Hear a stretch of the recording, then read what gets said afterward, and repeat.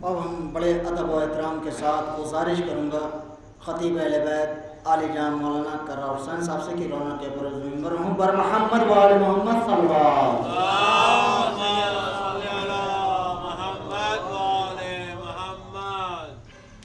سب سے پہلے آپ حضرات ایک مرتبہ سورہ الحمد اور 3 مرتبہ سورہ اخلاص کی تلاوت فرما کر کے مرحوم سید آفاق حیدر ابن ڈاکٹر سید حسین حیدر مرحوم اور ڈاکٹر سید آغا مرحوم کی روح کو اس کا ثواب پہنچا۔ فاتحہ۔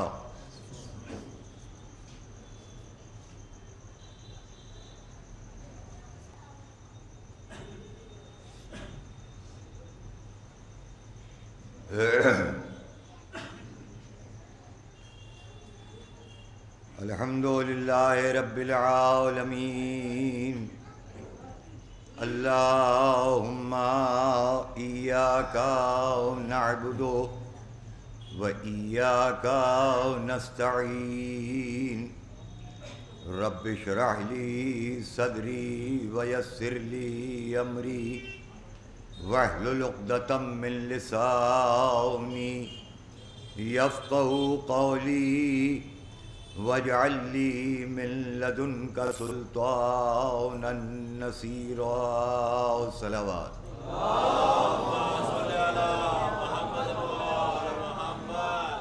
اعوذ باللہ السمیع العلی العظیم من الشیطان اللعین الرجیم بسم اللہ الرحمن الرحیم الحمد للہ الذی الیہ مسائر الخلق وعواقب الامر نحمدہ علی نوع من فضلہ وامتنانہ ونیر لطفہ وبرہانہ لم یولد سبحانہ فیکون فی العز مشارکا ولم یلد فیکون مورثا ہالکا ولم یتقدمہ وقت ولا زمان ولم يتعاورہ زیادۃ ولا نقصان ما اختلف علیہ دہر فیختلف منہ الحال ولا کان فی مکان فیجوز علیہ الانتقال جلت عظمتہ والصلاة والسلام والتحیۃ والاکرام علی سید اصل ما فی الوجود سر لا فی کل موجود نقطۃ دائرۃ الوجود صاحب لواء الحمد والمقام المحمود النبی الأمی الفاتح لمن سبق والخاتم لمن غلق المعن للحق بالحق ابو القاسم محمد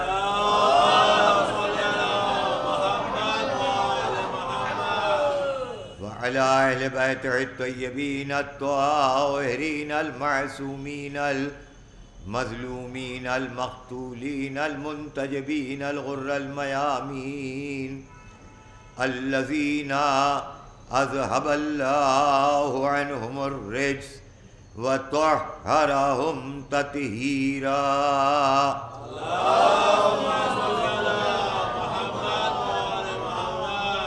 لعنت اللہ علی اعدائهم وغاصب حقوقهم وقتلتهم ومنکر فضائلهم اجمعین من یومنا هذا الى قیام یوم الدین آمین یا رب العالمین۔ अम्मा बअद फ़क़द क़ाल अल्लाहु सुब्हानहु तबारक व तआला फ़ी किताबिहिल मुहकम व खिताबिहिल मुत्क़न व क़ौलुहु अहसन। बिस्मिल्लाहिर रहमानिर रहीम।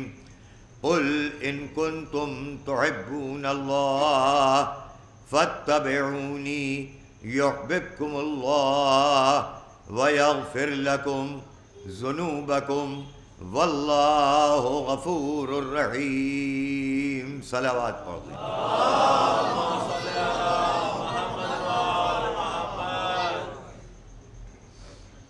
एक और बुलंद तरीन सलावत।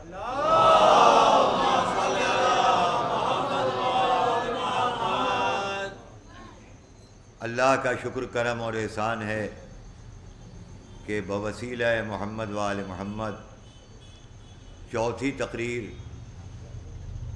आप हज़रात की बेहतरीन ज़ौक़ समाअत, बालीदा, पाकीज़ा और सच्ची फ़िक्रों के हवाले एक तारीख़ के तालिब इल्म की हैसियत से कर रहा। बाग़ आलम की सैर करने वाले जानते हैं कि जो सुबह उठ करके चहलकदमी करने के आदी होते हैं, वो किसी बाग़ में जब जाते हैं और देखते हैं कि गुलाब का फूल खिला हुआ है तो ख़ुद ब खुद उठते हुए कदम रुक जाते हैं और अपनी क़ुव्वत शाम्मा को उस फूल की खुशबू से सैराब कर लिया गया। चंद कदम और चले तो देखा कि नस्तरन का फूल खिला हुआ है, तो फिर खुद ब खुद कदम रुके और नस्तरन की खुशबू को भी जज्ब कर लिया। और चंद कदम चले तो देखा कि बेला का फूल मुस्कुरा रहा है, तो वहाँ भी खुद ब खुद कदम रुक गए और उस खुशबू को भी जज्ब कर लिया। और आगे बढ़े तो देखा कि चमेली मुस्कुरा रहा है, तो तबीयत ने फिर रोक दिया, मिजाज ने फिर कदमों को रोक लिया कि इस खुशबू को भी हासिल कर लो। लेकिन जो इनसे ज़्यादा चालाक किस्म के होते हैं वो ये सोचते हैं कि जब सूरज निकलेगा तो गुलाब वही होगा लेकिन चेहरा मुरझाया हुआ होगा, नस्तरन वही होगा लेकिन चेहरा कुम्हलाया हुआ होगा, बेला वही होगा लेकिन चेहरा उतर चुका होगा, चमेली वही होगी लेकिन अब वो खुशबू लापता होगी। तो जो चालाक किस्म के होते हैं, मैं उनसे कहूँगा कि निकलते हुए सूरज से कहो कि न निकल, तो दुनिया ये कहेगी कैसी बेवकूफ़ी की बात कर रहे हो। सूरज इधर वाला नहीं है, सूरज उधर वाला है। तो जो उधर वाला हो आप उसे रोक नहीं सकते। बस याद रखिएगा कि जिक्र अली भी इधर वाला नहीं है, उधर वाला है। तो जो उधर वाला हो उसे आप रोक नहीं सकते हैं। तो सूरज निकला तो जो चालाक किस्म के थे उन्होंने क्या किया कि अब सूरज के निकलने की परवाह नहीं की, बल्कि गुलाब के इत्र को कशीद कर लिया और एक शीशी में उसे रख लिया। अब सूरज के निकलने की परवाह नहीं है। जब तबीयत चाही शीशी को खोला और गुलाब की खुशबू मिल गई, चमेली के अत्र को कशीद कर लिया, जब तबीयत चाही उसकी खुशबू को सूंघ लिया। बेला, चंपा, नस्तरन सारी खुशबुओं को अलग अलग जमा कर लिया। अब लोगों ने ये फैसला किया कि ये अलग अलग जो शीशियाँ रखी हुई हैं बार बार इसे खोलना पड़ता है, ऐसा क्यों न किया जाए कि सबको एक मकाम पे जमा कर लिया जाए। तो अब उसका नाम इत्रे गुलाब नहीं है दोस्तों, इत्रे नस्तरन नहीं है, इत्रे बेला नहीं है, इत्रे चमेली नहीं है, इत्रे हिना नहीं है, बल्कि उसका नाम इत्रे मजमुआ है। توجہ ہے نا، اتنے مجموعہ ہے. یہی انتظام تو پیغمبر اسلام نے بھی کر دیا تھا کہ میری وفات کے بعد تمہیں در در کی ٹھوکریں نہیں کھانا پڑیں گی. اگر آدم کا علم دیکھنا ہو، نوح کا تقوی دیکھنا ہو، ابراہیم کی خلت دیکھنا ہو، موسیٰ کی ہیبت دیکھنا ہو، داؤد کا لحن دیکھنا ہو، ایوب کا صبر دیکھنا ہو، خضر کی طاقت دیکھنا ہو، عیسیٰ کا دم دیکھنا ہو، میرا اخلاق دیکھنا ہو، کعبے کی عظمت دیکھنا ہو، عرش کی بلندی دیکھنا ہو، تو وجہ اللہ بھی نظر آئے گا، عین اللہ بھی نظر آئے گا، اذن اللہ بھی نظر آئے گا. ساری نسبتیں اس نے اپنی طرف منسوب کرنی. عین اللہ، وجہ اللہ، جنب اللہ، لسان اللہ. ہم نے کیا برا کیا اگر کہہ دیا علی ولی اللہ. صلوات پڑھتے محمد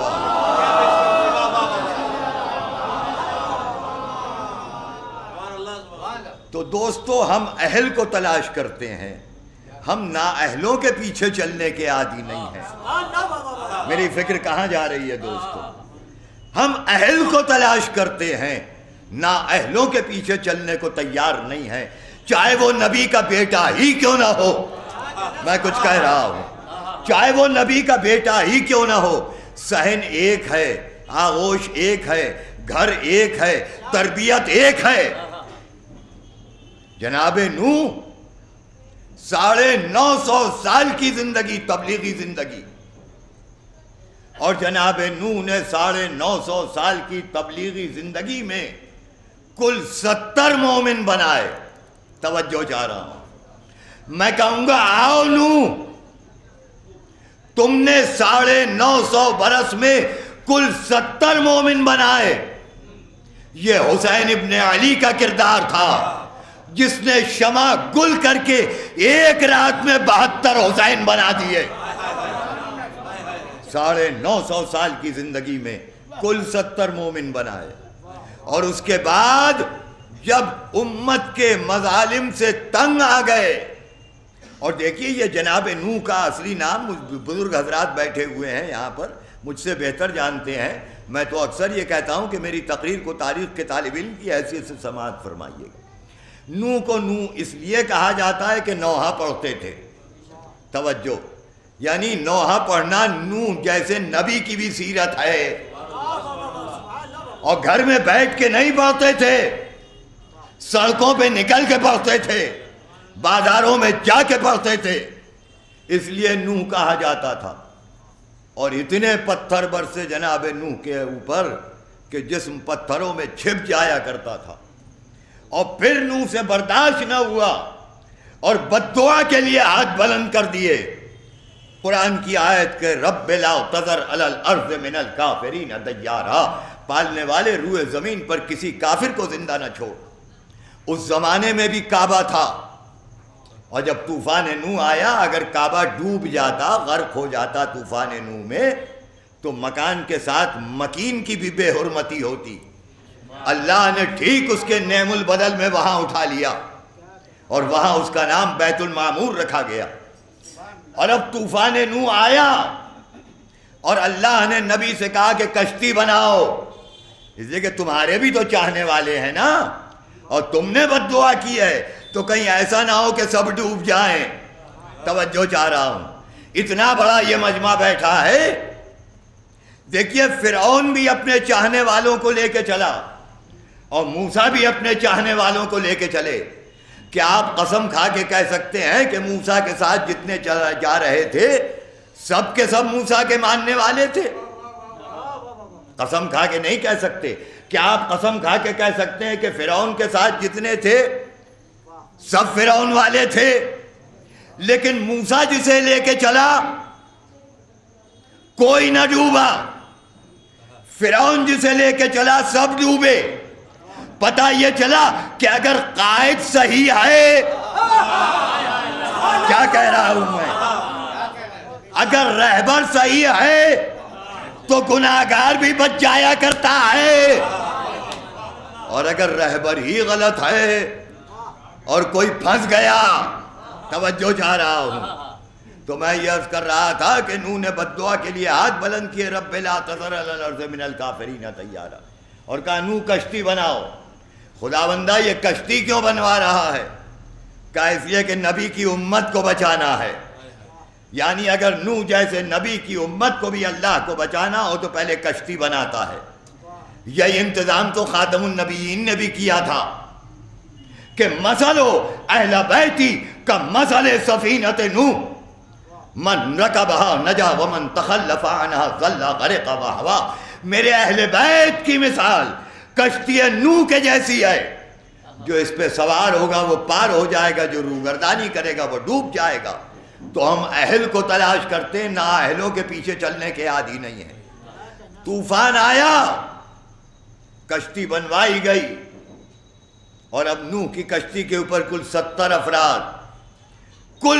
افراد نوح کی کشتی کے اوپر. اب نوح نے جو نظر دوڑائی تو دیکھا کہ بیٹا نظر نہیں آ رہا ہے. بیٹا نظر نہیں آ رہا ہے. دیکھا تو بیٹا دور کھڑا ہوا ہے.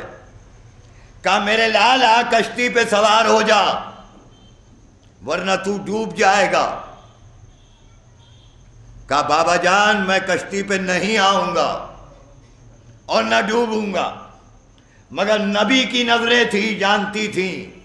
کہا میرے لال تو ڈوب جائے گا اگر کشتی پہ نہ آئے گا. کہا بابا جان نہیں آؤں گا. پانی بڑھنا شروع ہوا، محبت پدری کو پھر جوش آیا. کہا میرے لال اب بھی کشتی پہ آ جا. کہا نہیں آؤں گا.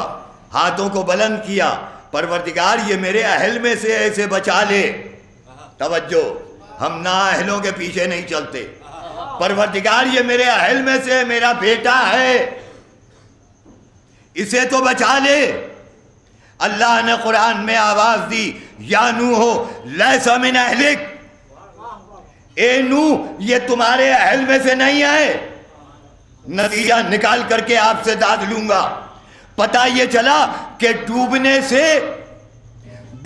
سے ولدیت نہیں بچایا کرتی ہے، اہلیت بچایا کرتی ہے. ولدیت نہیں بچایا کرتی ہے، اہلیت بچایا کرتی ہے. اب نوح بھی خاموش ہو جاتے ہیں اور پانی بڑھنا شروع ہوا. نوح پھر پوچھتی ہیں کیا کرے گا؟ کہا میں پہاڑ کی بلندی پہ چلا جاؤں گا. تاریخ ہر دور میں اپنے آپ کو دہراتی ہے کہ جو بھی نبی کا مخالف ہوتا ہے وہ پہاڑ کی چوٹی کو اپنی جائے پناہ، میں کیا کہہ رہا ہوں، وہ پہاڑ کی چوٹی کو اپنی جائے پناہ تصور کیا کرتا ہے. اور اب وہ پہاڑ کی چوٹی پہ گیا، لیکن اگر نہ ڈوبتا تو دامن عدل الہی کے اوپر حرف آ جاتا. تاریخ کے فقرے ہیں، پوری ذمہ داری کے ساتھ کرار حسین کہہ رہا ہے جہاں تک آواز جا رہی ہے کہ پہلے پہاڑ ڈوبا، بعد میں نبی کا بیٹا ڈوبا. پروردگار اس پہاڑ نے تیرا کیا بگاڑا تھا کہ تو نے اس پہاڑ کو ڈبو دیا؟ آواز قدرت آئی، اس نے نبی کے مخالف کو پناہ دی تھی. توجہ چاہ رہا ہوں، اس نے نبی کے مخالف کو پناہ دی تھی. تو کسی کو بھی سر پہ بٹھانے سے پہلے دیکھ لینا کہیں نبی کا مخالف تو نہیں ہے، ورنہ پہلے تم ڈوبو گے بعد میں وہ ڈوبے گا. صلوات پڑھتے محمد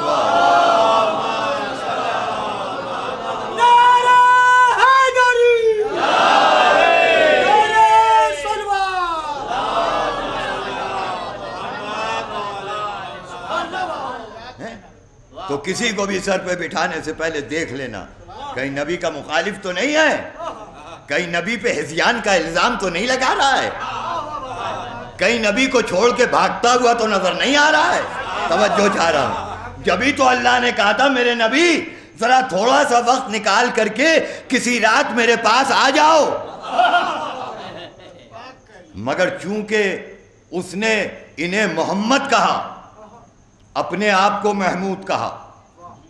پڑھے لکھے حضرات بیٹھے مجھ سے بہتر جانتے ہیں، دیکھ لیجئے گا ڈکشنری. محمود کسے کہا جاتا ہے، محمد کسے کہا جاتا ہے؟ محمود کہتے ہیں جس کی صرف تعریف کی جائے، اور محمد کہتے ہیں جس کی سب سے زیادہ تعریف کی جائے. توجہ چاہ رہا ہوں، اب یہ نہیں کہ سب سے زیادہ زلفوں کی تعریف کی جائے، یہ نہیں کہ سب سے زیادہ کملی کی تعریف کی جائے، نہیں، اللہ نے کہا اچھا تو کسی رات تھوڑا سا وقت نکال کے آنا، کہا آؤں گا مگر ایک شرط ہے، جب تو نے محمد بنایا ہے تو یوں نہیں آؤں گا، کسی کو بھیج بلانے کے لیے تب آؤں گا، کسی کو بھیج بلانے کے لیے تب آؤں گا۔ اللہ نے جبرائیل سے کہا پہنو سرکاری وردی، جاؤ میرے نبی کے پاس اور لے کر کے آؤ۔ آئے جبرائیل، بعد تحفہ درود و سلام کے پیغمبر اسلام، آپ کی خدمت نے پروردگار عالم نے آپ کو طلب کیا، اور اب جبرائیل چلے۔ اب یہ مقام فکر ہے دوستو، دنیا کہتی ہے کہ جبرائیل نے میرے نبی کو پڑھایا تو پڑھا، تم جس جبرائیل کو استاد محمد کہتے ہو وہ جبرائیل میرے مولا علی کا شاگرد تھا۔ جب شاگرد جبرائیل جیسا، استاد علی جیسا، تو وہ محمد کیسا جس کی گود میں علی نے پرورش پائی تھی۔ اس سے اندازہ لگائیے گا۔ اب جبرائیل چلے، اور چلنے کے بعد ایک مقام پہ جبرائیل رک جاتے ہیں، اور رک کے کہتے ہیں اس کے آگے نہیں بڑھوں گا ورنہ بال و پر جل جائیں گے، اس کے آگے نہیں بڑھوں گا ورنہ بال و پر جل جائیں گے۔ جہاں جبرائیل رک جائے وہ ہے منزل ملکوتیت، اور جو اس کے آگے بڑھے وہ ہے منزل محمدیت۔ توجہ چاہ رہا ہوں، جبرائیل رکے، قرآن نے آواز دی، بسم اللہ الرحمن الرحیم، 15ویں سپارے کی پہلی آیت، سبحان الذی اسریٰ بعبدہ لیلا من المسجد الحرام الی المسجد الاقصی الذی بارکنا حولہ لنریہ من آیاتنا۔ پاک و منزہ ہے وہ ذات جو رات کے اندھیرے میں اپنے بندے کو مسجد حرام سے مسجد اقصی کی طرف لے کر کے گئی۔ جبرائیل ایک مقام کے اوپر رک گئے، اور اب میرا نبی آگے بڑھا۔ قرآن نے کہا دنا فتدلی فکان قاب قوسین او ادنی، میرے حبیب اور قریبا اور قریبا اور قریبا۔ جب قربت تامہ کی آخری منزل آ گئی تو اب اگر خدا سامنے آ جاتا تو خدا خدا نہ رہتا، خدا خدا نہ رہتا۔ بس ایک مرتبہ نبی جب واپس آئے، جہاں پہ جبرائیل رکے وہ منزل ملکوتیت۔ اب جو اس کے آگے بڑھے وہ اپنے وقت کا ہوگا محمد، نتیجہ نکال کے داد لوں گا، وہ اپنے وقت کا ہوگا محمد۔ اب جب میرا نبی واپس آیا تو ابو طالب کا بیٹا علی آگے بڑھا۔ اللہ کے رسول داستان معراج آپ سنائیں گے یا میں سناؤں؟ آپ سنائیں گے یا میں سناؤں؟ اور جب علی سنا چکے تو نبی نے کہا کہ بے شک پردہ غیب سے 2 ہاتھ نمودار ہوئے تھے، یا علی بے شک وہ تمہارا ہی تو ہاتھ تھا۔ تو اب مجھے کہنے کا یہ حق دیجئے کہ جو منزل محمد ہے وہی منزل علویت بھی ہے، وہی منزل علویت بھی ہے۔ اب لیجئے گئے، اور جانے کے بعد جو کچھ اللہ کو کہنا تھا کہہ دیا، اور اب اس کے بعد پروردگار کہتا ہے کہ میں یہ چاہتا ہوں کہ میں نے تمہیں جب محمد بنایا ہے تو تم میرے فضائل کو بیان کرو۔ میرا نبی یہ کہتا ہے کہ اے میرے پروردگار، میں تیری مخلوق، تو میرا خالق، میں چاہتا ہوں کہ پہلے تو میرے فضائل کو بیان کر، پہلے تو میرے فضائل کو بیان کر۔ اللہ نے کہا ٹھیک ہے محمد، مجھے تمہاری بات منظور ہے، میں تمہارے فضائل کا آغاز کرتا ہوں، میں تمہاری منقبت شروع کرتا ہوں، میں تمہارا قصیدہ پڑھتا ہوں۔ بسم اللہ الرحمن الرحیم، الف لام میم ذالک الکتاب لا ریب فیہ ھدی للمتقین الذین یؤمنون بالغیب۔ کل میں اس کی تلاوت کر چکا ہوں، معنی بھی بتا چکا ہوں۔ جہاں سے آغاز قرآن ہو رہا ہے پیغمبر کے فضائل بیان کرنا چاہیے، لیکن یہ نہیں کہا گیا الف لام میم ذالک الکتاب۔ الف لام میم وہ کتاب ہے کہ جس میں کوئی ریب نہیں ہے۔ مفسرین کو لکھنا پڑا کہ الف لام میم سے مراد ذات آل محمد ہے، یعنی اگر اللہ بھی اپنے نبی کو خوش کرنا چاہتا ہے تو پہلے نبی کی آل کا ذکر کرتا ہے۔ قصیدہ اور آگے بڑھا، بسم اللہ الرحمن الرحیم، بسم اللہ الرحمن الرحیم۔ قصیدہ آگے بڑھتے بڑھتے جب اس مقام کے اوپر پہنچا وَإِن كُنتُمْ فِي رَيْبٍ مِّمَّا نَزَّلْنَا عَلَىٰ عَبْدِنَا فَأْتُوا بِسُورَةٍ مِّن مِّثْلِهِ وَادْعُوا شُهَدَاءَكُم مِّن دُونِ اللَّهِ إِن كُنتُمْ صَادِقِينَ فَإِن لَّمْ تَفْعَلُوا وَلَن تَفْعَلُوا فَاتَّقُوا النَّارَ الَّتِي وَقُودُهَا النَّاسُ وَالْحِجَارَةُ أُعِدَّتْ لِلْكَافِرِينَ قصیدہ اور آگے بڑھا تِلْكَ الرُّسُلُ فَضَّلْنَا بَعْضَهُمْ عَلَىٰ بَعْضٍ مِّنْهُم مَّن كَلَّمَ اللَّهُ وَرَفَعَ بَعْضَهُمْ دَرَجَاتٍ قصیدہ اور آگے بڑھا قُلْ إِن كُنتُمْ تُحِبُّونَ اللَّهَ فَاتَّبِعُونِي يُحْبِبْكُمُ اللَّهُ وَيَغْفِرْ لَكُمْ ذُنُوبَكُمْ وَاللَّهُ غَفُورٌ رَّحِيمٌ قصیدہ اور آگے بڑھا فَمَنْ حَاجَّكَ فِيهِ مِن بَعْدِ مَا جَاءَكَ مِنَ الْعِلْمِ فَقُلْ تَعَالَوْا نَدْعُ أَبْنَاءَنَا وَأَبْنَاءَكُمْ وَنِسَاءَنَا وَنِسَاءَكُمْ وَأَنفُسَنَا وَأَنفُسَكُمْ ثُمَّ نَبْتَهِلْ نَجْعَلْ فَلَانَةَ اللَّهِ عَلَى الْقَوْمِ الظَّالِمِينَ قصیدہ اور آگے بڑھا یا ایھا الرسول بلغ ما انزل الیک من ربک فإن لم تفعل فما بلغت رسالته واللہ یعصمک من الناس قصیدہ اور آگے بڑھا الیوم اکملت لکم دینکم واتممت علیکم نعمتی ورضیت لکم الاسلام دینا قصیدہ اور آگے بڑھا هو الذی بعث فی الامیین رسولا منہم یتلو علیہم آیاتہ ویزکیہم ویعلمہم الکتاب والحکمہ وإن كانوا من قبل لفی ضلال مبین قصیدہ اور آگے بڑھا ما کان محمد ابا احد من رجالکم ولکن رسول اللہ وخاتم النبیین قصیدہ اور آگے بڑھا قصیدہ اور آگے بڑھا یا ایھا النبی انا ارسلناک شاہدا ومبشرا ونذیرا وداعیا الی اللہ باذنہ وسراجا منیرا قصیدہ اور آگے بڑھا یا ایھا المزمل قم اللیل الا قلیلا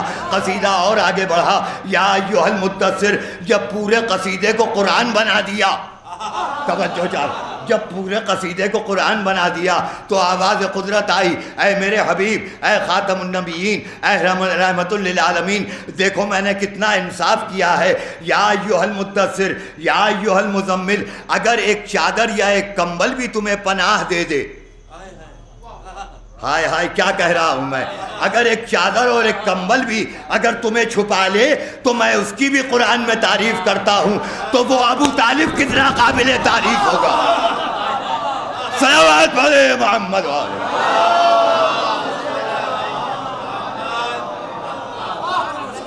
ایک اور آواز بلند صلوات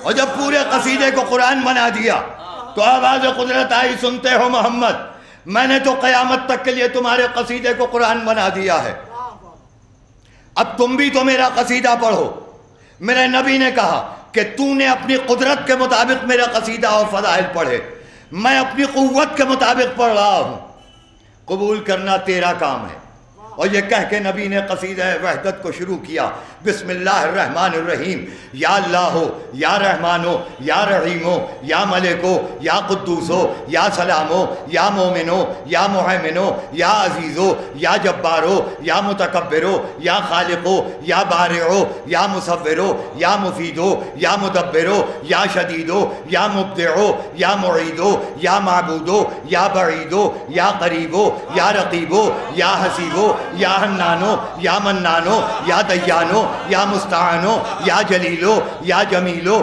یا وکیلو یا کفیلو یا نبیلو یا ہادی یا بادی یا اولو یا آخرو جب میرے نبی نے کہا یا اولو یا آخرو تو قدرت کو بھی وجد آ گیا کہ حل جزاء الاحسان الا الاحسان احسان کا بدلہ احسان ہوتا ہے اگر تم نے میری مخلوق ہو کر کے میرے قصیدے کو پایا کمال تک پہنچا کے یہ کہہ دیا کہ یا اولو یا آخرو تو جواب بھی سنتے جاؤ اولونا محمد آخرونا محمد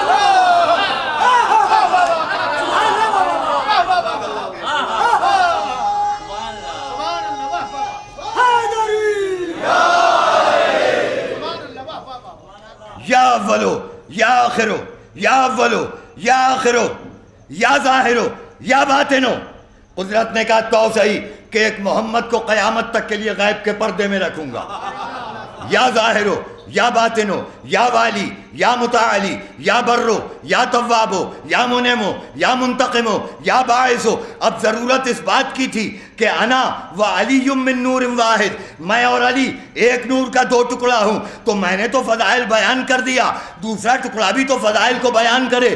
دوسرا ٹکڑا ابو طالب کا بیٹا آگے بڑھا، اس نے آواز دی دعائے مشلول کے اندر، یا من ربط اعلی قلب ام موسیٰ وعیسنا فرج مریم ابنت عمران، یا من حسنا یحیی ابن زکریا من الذنب وسکنا موسیٰ الغضب، یا عدتی فی شدتی، یا حافظی فی غربتی، یا مونسی فی وحدتی، یا ولی فی نعمتی، یا کیفیہنا توین المذاہب وتسلمن الاقارب ویغزلونی کل صاحب، یا اماد من لا اماد لہو، یا سند من لا سند لہو، یا حرز من لا حرز لہو، یا کیف من لا کیف لہو، یا کنز من لا کنز لہو، یا رکن من لا رکن لہو، یا غیاث من لا غیاث لہو، یا جار من لا جار لہو، یا جار اللسیق، یا رکن الوسیق، یا الہی بالتحقیق، یا رب البیت العتیق، یا شفیق یا رفیق فکنی من حلق المضیق. دونوں نور کے ٹکڑوں نے جب اللہ کی وحدانیت،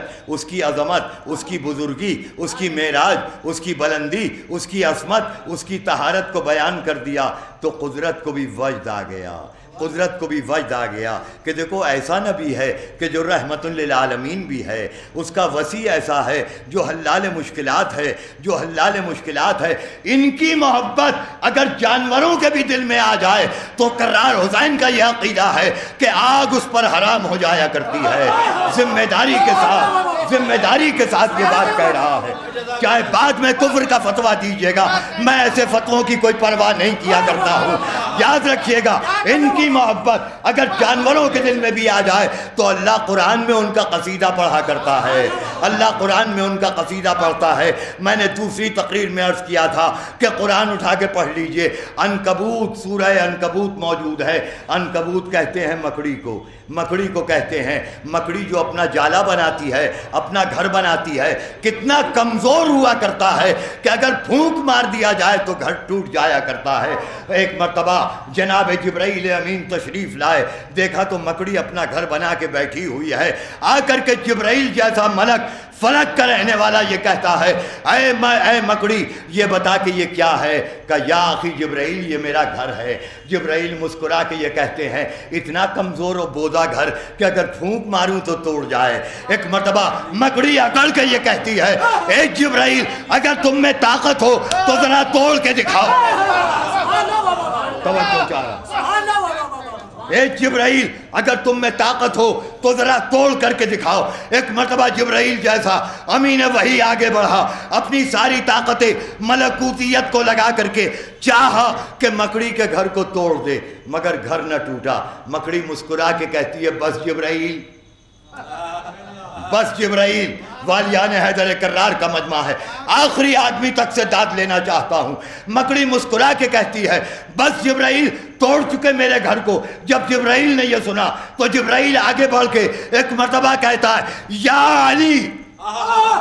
توجہ چاہ رہا، جبرائیل نے کہا یا علی. مکڑی نے جبرائیل کے دہن مبارک پہ ہاتھ رکھا. جبرائیل بھائی یہی نام تو لے کے بنایا ہے. توجہ چاہ رہا،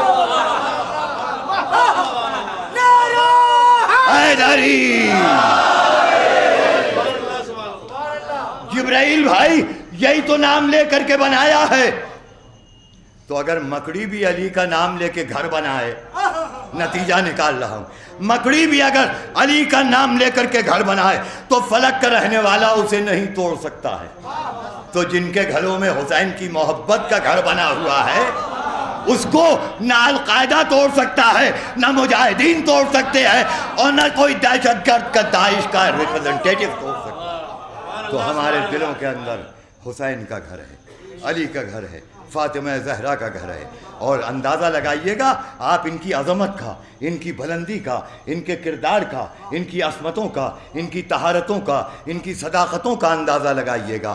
ارے یہی قرآن ہے نا، یہی قرآن ہے جس کے اندر ابھی ابھی آپ نے شروع میں سورہ دہر کی تلاوت سننے کا شرف حاصل کیا. جناب فضہ کا نام 3 مقامات کے اوپر ہے سورہ دہر میں. دیکھ لیجئے گا قرآن. فضہ کون تھی؟ شہزادی کی کنیز تھی، غلام تھی، غلام کنیز تھی. اور یہی فضا سیدہ کے گھر میں برتن دھو رہی ہیں کہ جبرائیل آئے، آ کے آواز دی. فضا کہتی ہیں کون؟ کہا فضا بہن میں جبرائیل ہوں. فضا کا جواب سنو شہزادی کے ماننے والوں، محبت کرنے والوں.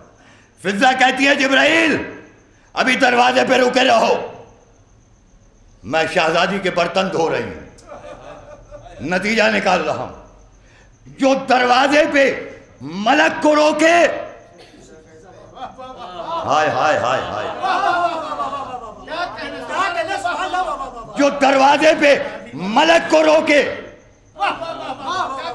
اسے فضا کہتے ہیں، اور جو ملک الموت کو روکے اسے سیدہ کہتے ہیں. صلوات پڑھتے ہیں محمد.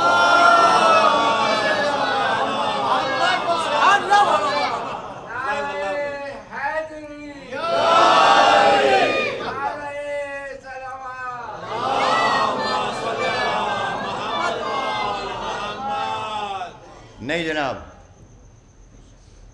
جب میرے مولا علی کی شان میں نعرہ لگایا کیجئے نا تو اپنے وجود کی ساری توانائیوں کو جمع کر کے نعرہ لگایا کیجئے.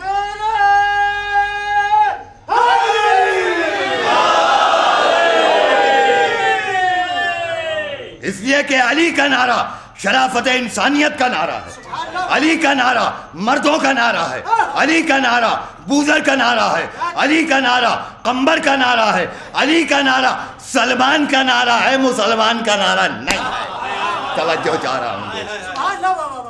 ان کا نعرہ لگانے میں شرم آتی ہے کہ جو شب ہجرت 300 روپے کی اونٹنی 900 روپے میں بلیک میل کر رہے ہیں، ان کا نعرہ لگانے میں شرم آتی ہے. بس آخری جملہ سنیے فضائل کا. اگر محبت اہل بیت دل کے اندر ہے، ایک مقام سے ایک سائل گزر رہا ہے، فقیر، اور آپ کے گھروں پہ بھی جمعرات اور جمعے کے دن فقیر آتے ہوں گے اور یہی کہتے ہوں گے کہ حسین کے نام پر دے دو، علی کے نام پر دے دو. یعنی آج کا فقیر بھی یہ جانتا ہے کہ اگر بھیک بھی ملے گی تو ان کے نام پر، تو جن کے نام پہ فقیروں کو بھیک بھی نہ ملے ہم ان کا نام کیسے لے سکتے ہیں؟ تو ایک سائل گزر رہا ہے کوہ بربر کے قریب سے، اور میرا مولا علی بھی ادھر سے گزر رہا ہے کہ ایک مرتبہ سائل یہ کہتا ہے کہ کون ہے جو آج مجھے اتنا دے دے کہ دوسرے دروازے پہ جانے کی ضرورت نہ پڑے. علی کے کانوں میں آواز آئی، علی آگے بڑھے، سائل تو نے کیا کہا؟ میں کہوں گا یا علی یہ سن کے انسنی کیوں بنا رہے ہو؟ کہیں ایسا نہ ہو تمہارے چاہنے والے بھی تم پر ہذیان کا الزام لگا دیں. علی کہتے ہیں سائل تو نے کیا کہا؟ کہا تمہارے تو دوش پہ پھٹی ہوئی ابا ہے، تم کیا دے سکتے ہو؟ میں کہوں گا سائل تو نے علی کا ظاہر دیکھا ہے، اس گھرانے کی کنیزوں کا یہ عالم ہے کہ اگر مٹی کی دیوار کوئی اشارہ کر دے تو سونے کی بن جاتی ہے. تو جہاں کی کنیزوں کا یہ عالم ہے وہاں کی شہزادیوں کا کیا رتبہ؟ علی کہتے ہیں بتا تو نے کیا کہا؟ کہا میں نے یہ کہا کون ہے جو آج مجھے اتنا دے دے دوسرے دروازے پہ جانے کی ضرورت نہ پڑے. علی کہتے ہیں پکڑ میری کلائیاں اور لے کے چل مجھ کو بادشاہ بربر کے پاس، اور جا کے یہ کہنا کہ غلام بیچنے کے لیے لایا ہوں. توجہ چاہ رہا ہوں، علی والوں کا مجمع، ایک غلام بیچنے کے لیے لایا ہوں جس کے قبضہ قدرت میں پوری کائنات ہے، وہ بحیثیت غلام کے جا رہا ہے بکنے. ایک غلام بیچنے کے لیے لایا. اور سن، جب بادشاہ بربر تجھ سے یہ سوال کرے کہ اس غلام کی قیمت کیا ہے اور اس کی صفت کیا ہے، ہم نے یوں ہی مظہر العجائب نہیں مان لیا، تو کہہ دینا کہ ترازو کے ایک پلے پہ غلام کو بٹھا، ترازو کے دوسرے پلے پہ غلام کو بٹھا، ایک پلے پہ خزانہ بربر کی دولت کو رکھ. جب دولت ہم وزن ہو جائے گی غلام دے دوں گا، دولت لے لوں گا. اور جب پوچھے صفت کیا ہے تو کہنا کہ تیرے 3 اہم کام جو باقی رہ گئے یہ غلام پورے کر دے گا۔ سائل نے سن لیا، علی کی کلائیاں پکڑی۔ میں کہوں گا سائل ذرا سوچ سمجھ کے علی کی کلائیوں کو پکڑنا، یہ وہ کلائیاں ہیں جو کل خیبر کو جھنجھوڑ کے رکھ دیں گی۔ اب بظاہر علی غلام کی حیثیت سے پہنچے، بادشاہ بربر سے کہا، سائل نے کہ غلام بیچنے کو لایا۔ کہا بتا اس کی قیمت کیا ہے؟ کہا ترازو کے ایک پلے پہ غلام کو بٹھا، دوسرے پلے پہ خزانہ بربر کی دولت کو رکھ، جب دولت ہم وزن ہو جائے گی غلام دے دوں گا، دولت لے لوں گا۔ کہا اس کی صفت کیا ہے؟ کہا تیرے 3 اہم کام جو باقی رہ گئے یہ غلام پورے کرے گا۔ خزانہ بربر کا منہ کھلا، ترازو کے ایک پلے پہ میرا مولا علی بیٹھا ہوا ہے، خزانہ بربر خالی ہو گیا، مگر دولت علی کے ہم وزن نہ ہوئی۔ ترازو کے 2 پلے ہوتے ہیں، جس پر وزن زیادہ ہوتا ہے وہ زمین سے اٹھتا نہیں ہے، جس پہ وزن کم ہوتا ہے وہ زمین سے اٹھ جایا کرتا ہے۔ جس پہ ذمہ داریوں کا وزن کم ہو چکا تھا اس سے کہا تم معراج کی بلندی پہ آؤ، جس پہ ذمہ داریوں کا وزن زیادہ تھا کہا 40 ننگی تلواروں کے سائے میں سو جاؤ۔ اور اب خزانہ خالی ہو گیا۔ سائل نے یہ سوچا کہ اب تو خزانہ بربر میں کچھ بچا بھی نہیں ہے، تو وہ انگریزی میں جو ایک مثال دی جاتی ہے something is better than nothing، کچھ اچھا ہے کچھ نہیں سے، اس نے سوچا جو مل رہا ہے لے لو۔ کل اگر بازار مصر میں دولت کے عوض یوسف بک گیا ہوتا تو آج فخر یوسف علی بھی دولت کے عوض میں بک جاتا، لیکن دولت علی کے ہم وزن نہ ہوئی۔ جو کچھ ملا وہ سائل نے لے لیا۔ صبح نمودار ہوئی، بادشاہ بربر نے طلب کیا، میں نے سنا ہے کہ میرے 3 اہم کام جو باقی رہ گئے ہیں تم پورے کر دو گے۔ علی فرماتے ہیں تیرے جو 3 اہم کام ہیں تو بتائے گا یا میں بتاؤں؟ کہا میں بتاؤں گا۔ بتا تیرا پہلا کام کیا ہے؟ کہا پہلا کام میرا یہ ہے کہ فلاں مقام کے اوپر ایک پہاڑ ہے، اس کو اٹھا کے دوسری جگہ پر رکھ دینا۔ بے حد توجہ دوستو، یہ میری تقریر کا نقطہ خاص ہے۔ کل نصارہ نجران نے مباہلے میں یہ کہا تھا کہ یہ وہ صورتیں نظر آ رہی ہے کہ اگر پہاڑ کو اشارہ کریں تو پہاڑ اپنی جگہ سے ہٹ جائے۔ ابھی تک کسی نے ہٹایا نہیں تھا، نصارہ تھے مسلمان نہیں تھے، چہرے دیکھ کے پہچان گئے کہ یہ وہ صورتیں نظر آ رہی ہیں کہ اگر پہاڑ کو اشارہ کرے تو پہاڑ اپنی جگہ سے ہٹ جائے۔ بادشاہ بربر یہ کہتا ہے کہ تمہارا کام یہ ہے کہ فلاں مقام کے اوپر ایک پہاڑ ہے، اسے اٹھا کے دوسری جگہ پر رکھو۔ علی مسکرا کے کہتے ہیں یہ کون سی بڑی بات ہے؟ اپنی پوری حیات میں 7 مرتبہ آفتاب کا پلٹانے والا علی گیا، جا کے مصلی بچھایا، پہاڑ کو اشارہ کیا، پہاڑ اپنی جگہ سے ہٹتا ہوا نظر آیا۔ علی نے آواز دی، کل مباہلے میں جس کے لیے کہا گیا تھا ہم وہی تو ہیں۔ علی واپس آئے، بتا تیرا دوسرا کام کیا ہے؟ کہا دوسرا کام میرا یہ ہے کہ فلاں مقام کے اوپر ایک اژدہا ہے جس کی صفت یہ ہے کہ 40 گز کے فاصلے سے اگر کوئی شخص گزرتا ہے تو وہ سانس کے سہارے گزرتے ہوئے شخص کو نگل جایا کرتا ہے، تمہیں جا کے اژدہے کے سر کو کاٹ کے لانا ہے۔ علی مسکرا کے کہتے ہیں یہ کون سی بڑی بات ہے؟ بادشاہ بربر کا لشکر ساتھ چلا، جہاں سے تقریر کا آغاز کیا تھا وہیں ختم کر رہا۔ جب 40 گز کا فاصلہ رہ گیا تو بادشاہ بربر کا لشکر یہ کہتا اب اس کے آگے نہیں بڑھیں گے ورنہ اژدہا نگل جائے گا۔ شب معراج جبرائیل نے کہا تھا اس کے آگے نہیں بڑھیں گے ورنہ بالوں پر جل جائیں گے۔ وہ منزل محمد تھی، یہ منزل جشن محمد ہے۔ بادشاہ بربر کا لشکر رکا، علی آگے بڑھے، کمر سے تلوار نکالی، اژدہا آگے آیا۔ علی نے ایک مرتبہ اژدہے کے سر کو کاٹا، ایک ہاتھ میں اژدہے کے سر کو لیا، علی خرامہ خرامہ چلے جا رہے ہیں۔ بادشاہ بربر کا لشکر دوڑتا ہوا پہنچا، یہ کیسا ہے تیرا غلام کہ اژدہے کے سر کو کاٹ کے لا رہا ہے؟ میں کہوں گا یہ تو جوانی کا واقعہ ہے۔ جس نے جھولے میں اژدہے سے کہہ دیا ہو یہ جملہ کہ یہ میری ماں کا جھولا ہے، تیرے باپ کا غار نہیں ہے. کیا کہہ رہا ہوں میں؟ یہ میری ماں کا جھولا ہے، تیرے باپ کا غار نہیں ہے. اور اژدہے کے کلے میں ہاتھ ڈال کے 2 ٹکڑے کر دیا. یہ تو جوانی کا واقعہ ہے. علی واپس آئے، اژدہے کے سر کو دیا. کہا بتا تیرا تیسرا کام کیا ہے؟ کہا تیسرا کام میرا یہ ہے کہ مدینے میں علی نام کا ایک بہادر انسان رہتا ہے، اس کے سر کو کاٹ کے لانا ہے. علی مسکرا کے کہتے ہیں یہ کون سی بڑی بات ہے؟ جلاد کو بلا. بادشاہ بربر گھبرایا کہ یہاں جلاد کی کیا ضرورت پڑ گئی، بظاہر غلام ہے. جلاد کو بلا. جلاد قریب آیا، کہا کمر سے تلوار نکال. کمر سے تلوار نکالی. علی نے سر جھکایا، کاٹ میرا سر، میں ہوں علی. کیا یہ نتیجہ نکالنا؟ کاٹ میرا سر، میں ہوں علی. بادشاہ بربر قدموں پہ گرا کہ اگر تم ہی علی ہو تو وہ محمد کیسا ہوگا جس کی گود میں تم نے پرورش پائی ہے. صلوات پہنچے محمد والے.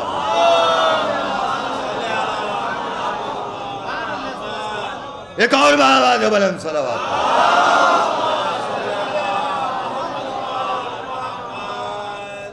بس دوستو، آج چوتھی مجلس ہو رہی ہے اور کل آخری مجلس ہے. کل انشاءاللہ پابندی وقت کے ساتھ آپ حضرات تشریف لے آئیے گا. لیکن یقین جانیے گا میرا اپنا ذاتی خیال اور عقیدے کا استحکام یہ ہے کہ بے شک علی بہت بڑے بہادر تھے. بے شک علی نے خیبر کے در کو ہاتھوں پہ لے لیا. لیکن خدا کی قسم کرار حسین یہ کہہ رہا ہے کہ خیبر کے دروازے میں اتنا وزن نہیں تھا جتنا علی اصغر کی میت میں وزن تھا. میں نے جملہ کہہ دیا، آپ نے سن لیا.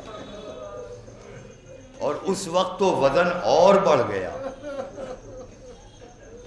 کہ جب حسین 7 مرتبہ آگے بڑھے، انا للہ و انا الیہ راجعون، رضا بقضائہ و تسلیما لامرہ. اور ہاں دوستو، جب عصر عاشور کا تنگ وقت آنے لگا تو اب حسین نے آواز دی، حل من ناصر ینصرنا، حل من مغیث یغیثنا. کون ہے جو میری نصرت کرے، کون ہے جو میری مدد کرے؟ یہ 57 برس کا ضعیف حسین ہے جس کو آج خیبر کی یاد تازہ کرنا ہے. اور ایک مرتبہ حسین مظلوم کے کانوں میں سیدانیوں کے رونے کی آواز آئی. حسین آگے بڑھے، بہن زینب ابھی تو حسین زندہ ہے، یہ رونے کا سبب کیا ہے؟ کہا میرے ماجائے، آپ نے جب حل من ناصر ینصرنا کی آواز بلند کی تو اصغر نے اپنے کو جھولے سے گرا دیا. حسین سمجھ گئے، حسین سمجھ گئے. حسین نے کہا لاؤ اصغر کو میرے حوالے کر دو، اصغر کو میرے حوالے کر دو، میں اسے لے کے فوج اشقیہ کی طرف جاؤں گا. بس ایک مرتبہ رباب آگے بڑھی. افسوس 100,000 افسوس. خدا ان ماؤں کی گودوں کو سلامت رکھے جن کے گود میں ننھے ننھے شیرخوار بچے پرورش پا رہے ہیں.